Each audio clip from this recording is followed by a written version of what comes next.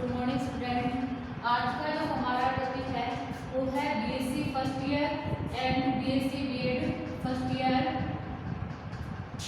Bio के लिए। ठीक है, टॉपिक का नाम है कोरल रीफ यानी परवाल भित्ति।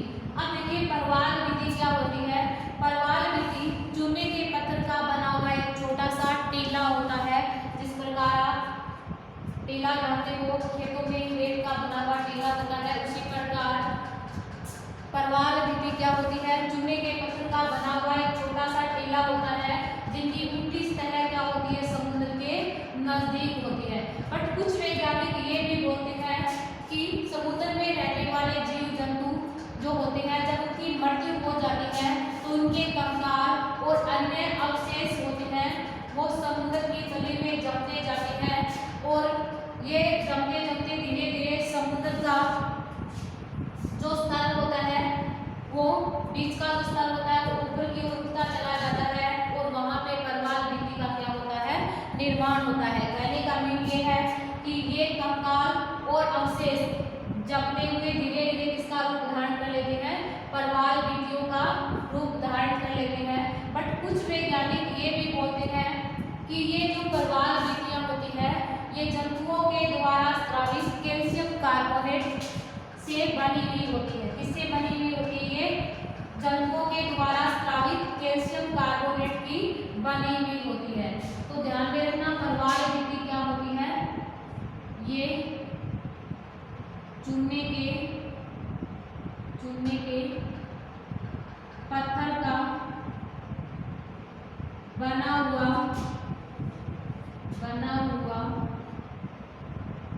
एक छोटा सा चूने के पत्थर के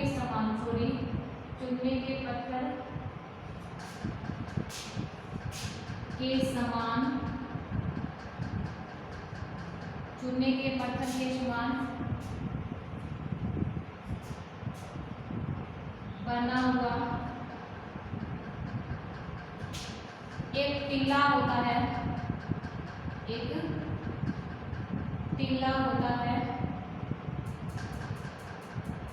जिसकी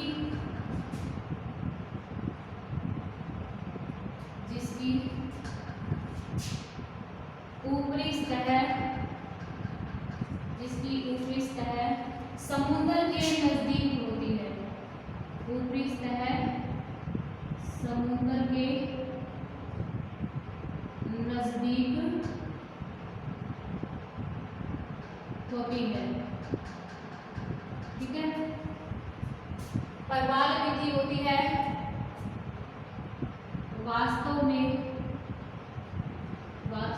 परवाल भित्ति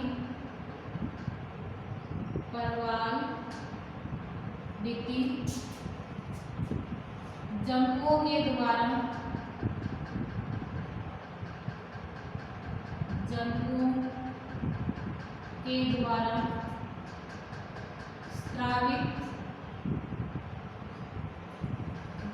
के द्वारा स्रावित कैल्शियम कार्बोनेट की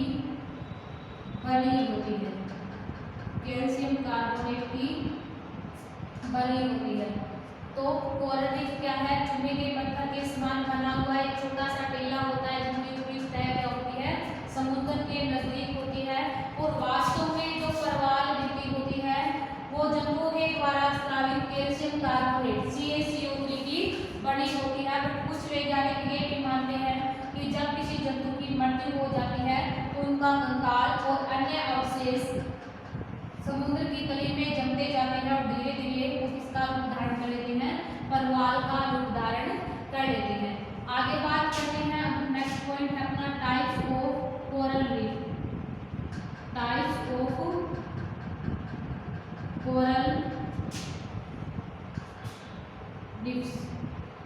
परवाल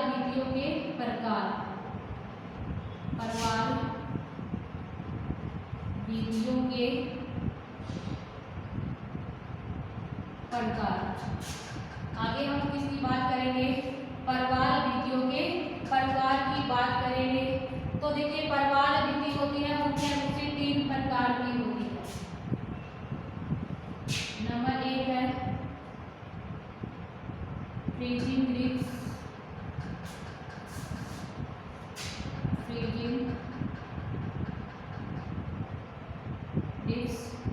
जिसको झालरदार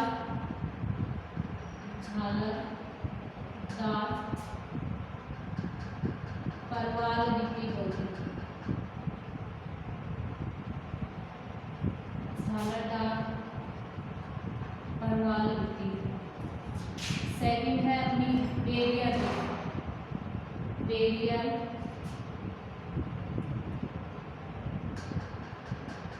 रिब्स यानी रोदी परवाल भित्ति, रोदी परवाल भित्ति। थर्ड अपनी है एटोल रिफ,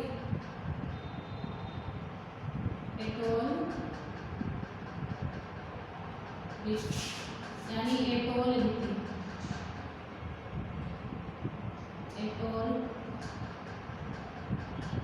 परवाल भित्ति। तो कोरल रिफ होती है वो कितने प्रकार की होती है, एक तो फ्रीजिंग रिफ्स यानी झालरदार परवाल भित्ति होती है। सेकंड है अपनी बेरियर रिफ जिसको रोदी परवाल भित्ति बोलते हैं। और थर्ड कौन सी है अपनी एटोल रिफ जिसको एटोल परवाल भित्ति कहा जाता है।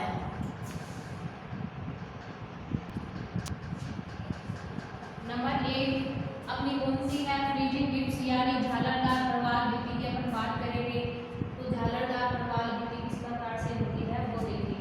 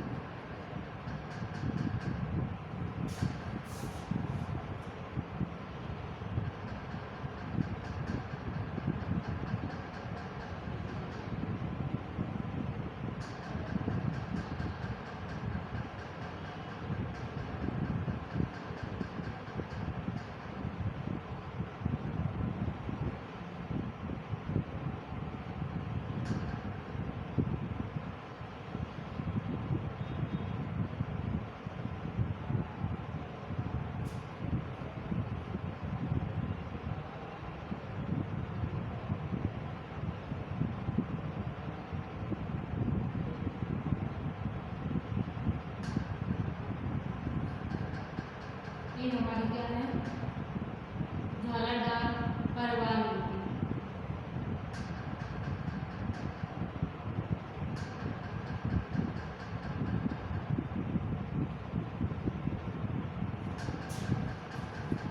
ये डायग्राम किसका है,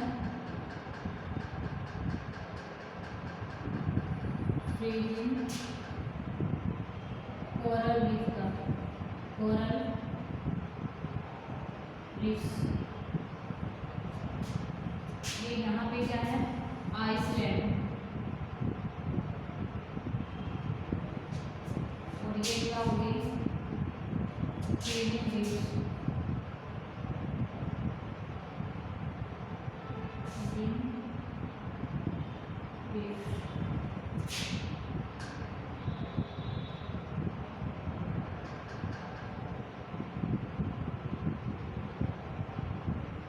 तो देखिए झालरदार प्रवाल रीति यानी फ्रीजिंग कोरल रीफ क्या होती है कि इस प्रकार की जो रीफ होती है वो समुद्री सतह के निकट उपस्थित होती है। क्या होती है? समुद्री सतह के निकट उपस्थित होती है। यानी कहने का मीन ये है कि ये जो प्रवाल झालरदार प्रवाल रीति होती है वो समुद्री तट के निकट उपस्थित होती है।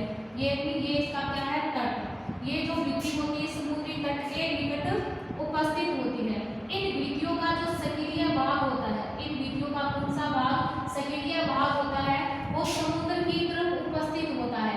सक्रिय भाग कौन सा है? ये समुद्र की तरफ उपस्थित होता है। इस समुद्र की तरफ पाए जाने वाले इस भाग को इन वीथियों का क्या बोलते हैं? तट भी कहा जाता है।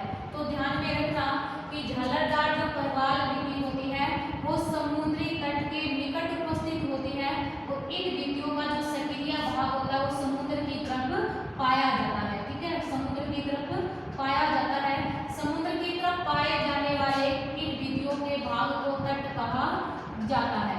अब देखिए ये जो वीथियां होती है समुद्री तट के साथ स्वतंत्र रूप से फैली हुई नहीं रहती।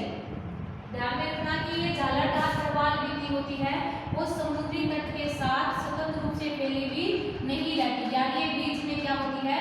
इस प्रकार से कटी फटी रहती है। क्या होती है? बीच में कटी फटी होती है।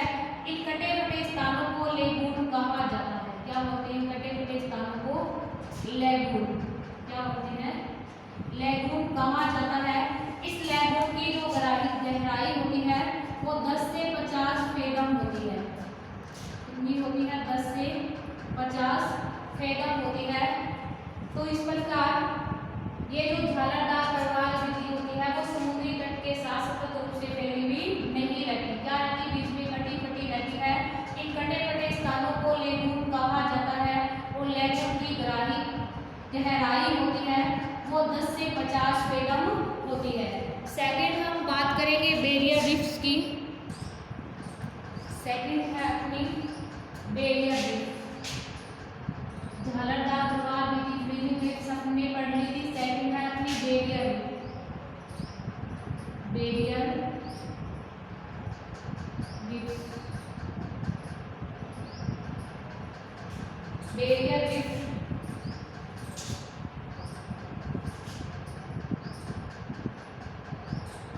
यानी रोधी प्रवाल वीथी,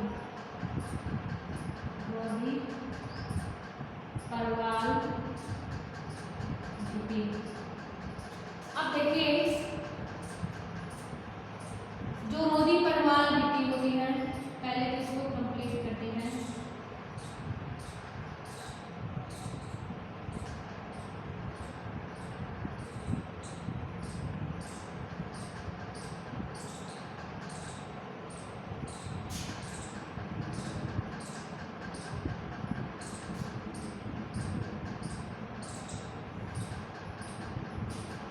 ये जो डायग्राम किसका है? ये है बैरियर रीफ का। Barrier reefs.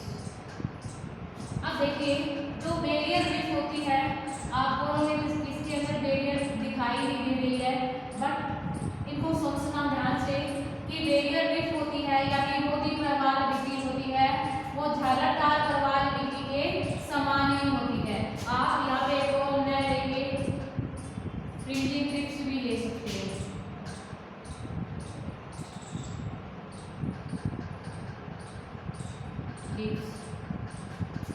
अब देखिए जो रोधी प्रवाल वीथी होती है वो झालरदार प्रवाल वीथी के समान ही होती है, बट इसमें ये जो वीथी होती है वो समुद्री तट से कुछ दूरी पर उपस्थित होती है।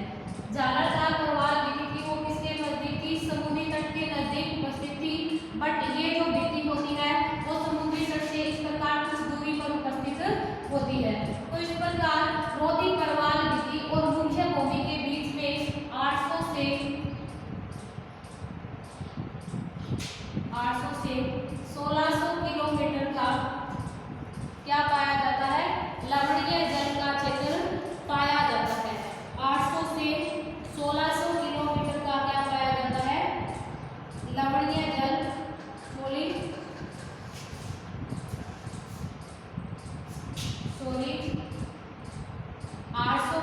से लेकर 16 किलोमीटर तक का क्या पाया जाता है, लवणीय जल का क्षेत्र पाया जाता है। ध्यान में रखना कि रोधी परवाल भित्ति और मुख्य भूमि के बीच में 800 मीटर से लेकर 16 किलोमीटर का क्या पाया जाता है, लवणीय जल का क्षेत्र पाया जाता है। इस लवणीय जल के क्षेत्र को लेगून कहा जाता है। क्या बोलते हैं, लेगून कहा जाता है। लेगून की गहराई होती है वो 10 से 50 फेदम होती है। क्या होती है, लेगून की जो गहराई होती है वो 10 से 50 फेदम होती है। तो इस प्रकार बैरियर रीफ भी कंप्लीट हो जाते हैं। अगली है अपनी थर्ड एटोल रीफ। कौन सी है, थर्ड अपनी है एटोल रीफ। Atoll reef. अब देखिए एटोल रीफ क्या होती है। एटोल रीफ को लेगून आइसलैंड भी कहा जाता है। एटोल रीफ को क्या बोलते हैं, लेगून आइसलैंड भी कहा जाता है। तो एटोल रीफ होती है उसको लेगून आइसलैंड भी कहा जाता है, क्योंकि ये जो रीफ होती है वो लेगून के चारों ओर पाई जाती है। लेगून और आइसलैंड के चारों ओर पाई जाती है, इसलिए इसे लेगून आइसलैंड भी कहा जाता है। इसको बोलते हैं लेगून आइसलैंड। एटोल रीफ को लेगून आइसलैंड भी कहा जाता है। इसको एटोल रीफ को, क्योंकि ये आइसलैंड और लेगून के चारों ओर उपस्थित होती है। ये जो संरचना है इसकी एटोल रीफ की वो आपको घोड़े की नाल के समान दिखाई देती है। इसके समान दिखाई देती है, घोड़े की नाल के समान दिखाई देती है। यदि इसके व्यास की बात की जाए, इसके एटोल रीफ का जो व्यास होता है वो 70 से 90 किमी होता है। कितना होता है, 70 से 90 किमी होता है। और इसकी जो गहराई होती है वो 20 से 90 किमी होती है। क्या होती है, 20 से 90 किमी होती है। अब देखिए एटोल रीफ क्या होती है, उनका बाहरी सिरा होता है, बाहरी यानी आउटर जो सिरा होता है वो समुद्र की गहराई तक क्या होता है, फैला हुआ रहता है। तो इसी के साथ साथ अपनी एटोल रीफ भी क्या हो जाती है, कंप्लीट हो जाती है। तो जो कोरल रीफ थी वो 3 प्रकार की थी। पहले थी जालादार परवाल भित्ति, सेकंड थी रोधी परवाल भित्ति, थर्ड कौन सी थी, एटोल परवाल भित्ति। तो तीनों भित्तियां अपनी कंप्लीट हो चुकी है। अगला नेक्स्ट पॉइंट है थ्योरी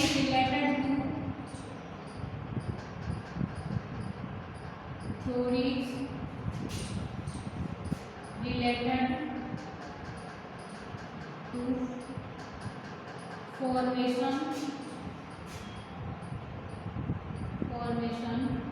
ऑफ कोरल रीफ।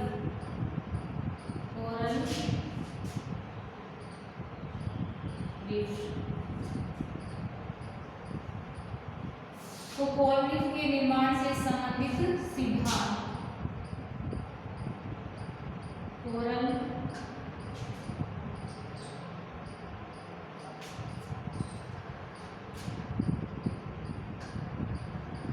यानी परवाल भित्तियों के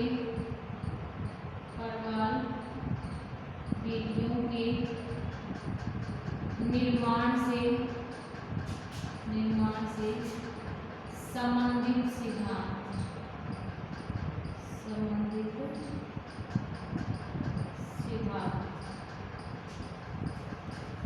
परवाल भित्तियों के निर्माण से संबंधित सिद्धांत। तो अलग अलग वैज्ञानिकों ने परवाल भित्तियों के निर्माण से संबंधित सिद्धांत का क्या किया, प्रतिपादन किया। तो सबसे पहला सिद्धांत है सबसाइडेंस थ्योरी।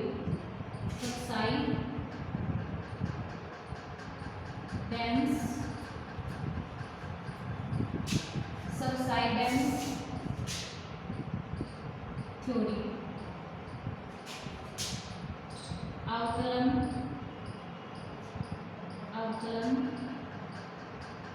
सिद्धांत।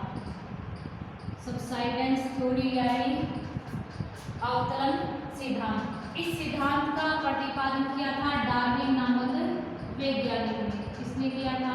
अवकलन सिद्धांत किया था डार्विन नामक वैज्ञानिक ने। डार्विन क्या बोलते हैं कि जो झालरदार परवाल विधि है उसका निर्माण द्वीप के ढालू किनारों पर हुआ। तो डार्विन क्या बोलते हैं कि जो झालरदार परवाल विधि थी, कौन सी? झालरदार परवाल विधि थी, उसका निर्माण द्वीप के ढालू किनारों पर हुआ। किस पे हुआ? द्वीप के ढालू किनारों पर हुआ। और इस प्रकार धीरे धीरे जो द्वीप होते हैं वो महासागरों में डूबते गए, जिसके कारण जो परवाल है वो ऊपर और बाहर की ओर वृद्धि करने लगा और इसी के चारों ओर एटोल रिफ्स का क्या हो गया? निर्माण हो गया। तो ये बोला था किसने? डार्विन नामक वैज्ञानिक ने। अवतरण का मीन क्या हो गया कि जो परवाल थी वो ऊपर और बाहर की ओर क्या करने लग गई? वृद्धि करने लगी। तो डार्विन ने सबसाइडेंस थ्योरी का प्रतिपादन किया था। फिर से बोल रही हूँ कि डार्विन ने क्या बोला था कि झालरदार परवाल विधि है उसका निर्माण द्वीप के ढालू किनारों पर हुआ। धीरे धीरे जो द्वीप है वो महासागरों में डूब गए और जिसके कारण जो परवाल है वो ऊपर और बाहर की ओर क्या करने लगा? वृद्धि करने लगा और इन्हीं परवालों के चारों ओर एटोल रिफ्स का क्या हो गया? इस प्रकार से निर्माण हो गया। किसका निर्माण हो गया? एटोल रिफ्स का क्या हो गया? निर्माण हो गया।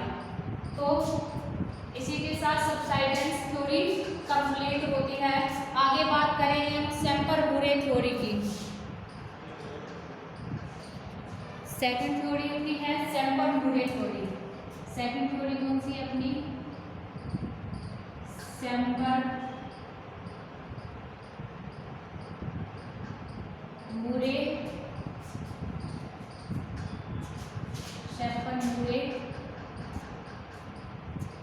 थ्योरी यानी सेंपर-मुरे का सिद्धांत। सेंपर-मुरे सिद्धांत। तो पहली थ्योरी कौन सी थी अपनी?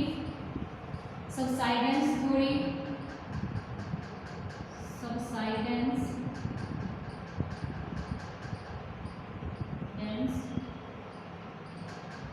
थ्योरी। सेकंड हमारी कौन सी है? सेंपर-मुरे थ्योरी। सेंपर-मुरे थ्योरी क्या बोलते हैं वो देखिए। इस सिद्धांत का प्रतिपादन किया था मुरे नामक वैज्ञानिक ने। किसने किया था? मुरे नामक वैज्ञानिक ने। किसने किया था? मुरे नामक वैज्ञानिक ने इस सिद्धांत का प्रतिपादन किया था। मुरे जो वैज्ञानिक थे उन्होंने ब्रिटिश एरोप्लेन चैलेंजर में बैठकर, कौन सी? British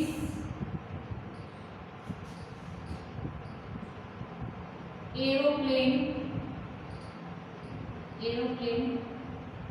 challenger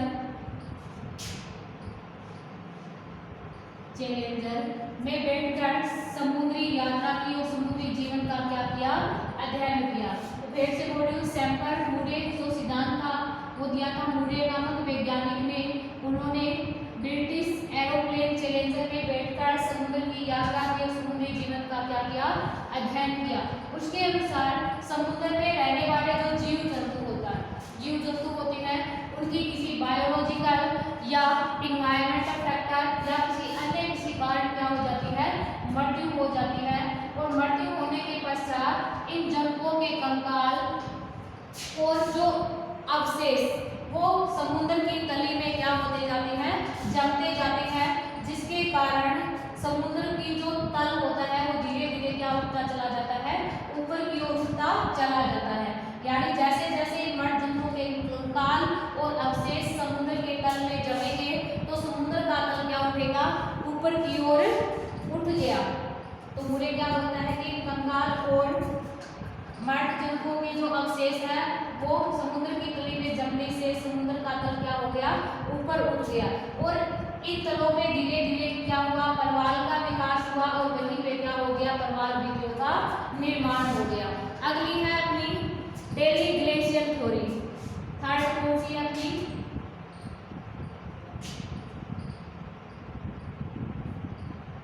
daily glacial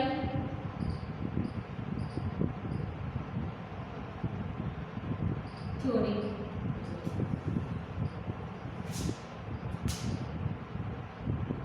third कौन सी अपनी?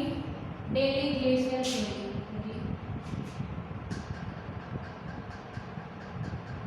Daily glacial theory.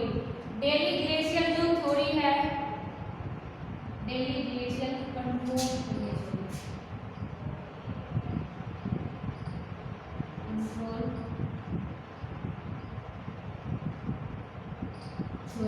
Third theory कौन सी है अपनी? Daily glacial control theory. तो इस थ्योरी का प्रतिपादन किया था डेली नामक वैज्ञानिक ने। उन्होंने क्या बताया कि ग्लेशियल काल के दौरान हिमशैलों के निर्माण के लिए महासागरों से क्या खींच लिया गया? जल खींच लिया गया, जिसके कारण महासागरों का जल स्तर है वो 50 मीटर नीचे चला गया। तो ध्यान में रखना कि ग्लेशियल काल के दौरान, डेली क्या होते हैं? ग्लेशियल काल के दौरान हिमशैलों के निर्माण के लिए महासागरों से क्या खींच लिया गया? जल खींच लिया गया, जिसके कारण महासागरों का जो जल स्तर है वो 50 मीटर नीचे चला गया। ठीक है। जब अनुकूल परिस्थिति आती है तो हम क्या होते हैं? पिघलते हैं। पिघलने से वहां का तापक्रम क्या होता है? अनुकूल होता है। साथ ही तो हिमशैल पिघलते हैं और साथ ही वहां का तापक्रम अनुकूल होने के कारण वहां पे क्या होते हैं? परवाल होने प्रारंभ हो जाते हैं और वहीं पे परवाल भित्तियों का क्या होता है? निर्माण होता है। ये बात बोली थी किसने? डेली नामक वैज्ञानिक ने। आगे बात करेंगे हम economic importance of coral reef की। क्या पढ़ेंगे? Economic importance of coral reef.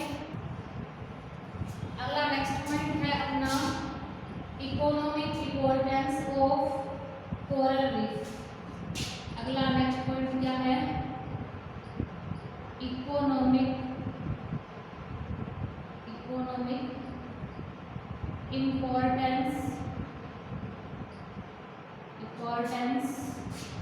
Of coral reef.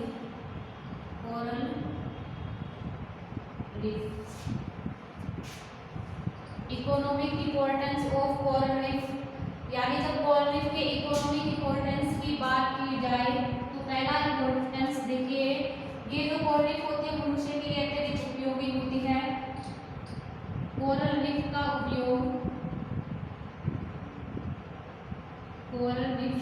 उपयोग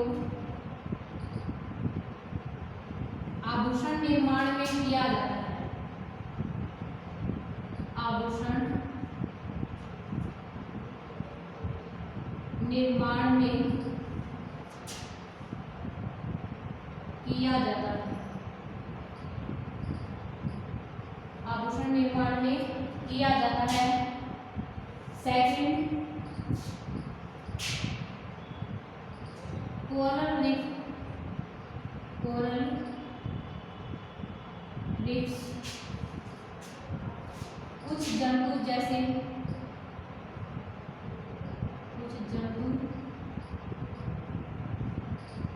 जैसे स्पंज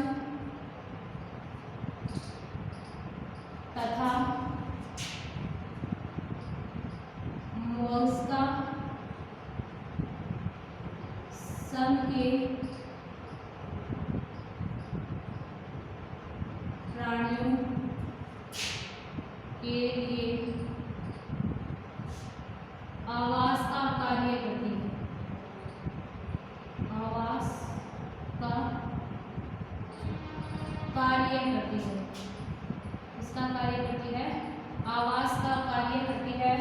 थर्ड है इसका इंपॉर्टेंस, कई बार परवाल भित्ति है उसका निर्माण पेट्रोलियम एकत्रित करने वाले स्थान पर होता है। कई बार परवाल भित्तियों का निर्माण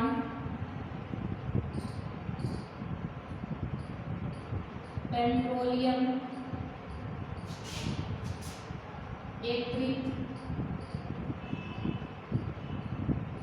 करने के स्थान पर होता है, स्थान पर होता है। तो economic importance of coral reef, तो कोरल रीफ का उपयोग मनुष्य के आभूषण बनाने में किया जाता है। इसके अलावा कोरल रीफ कुछ जंतु जैसे स्पंज और मोलस्का संघ के प्राणियों को के लिए आवास स्थान का क्या करती है, कार्य करती है। कई बार प्रवाल भित्तियों का निर्माण ऐसे स्थान पे होता है जहाँ से हम क्या एकत्रित करते हैं, पेट्रोलियम एकत्रित करते हैं। आज के लिए बस इतना ही, आगे मिलेंगे नेक्स्ट क्लास में।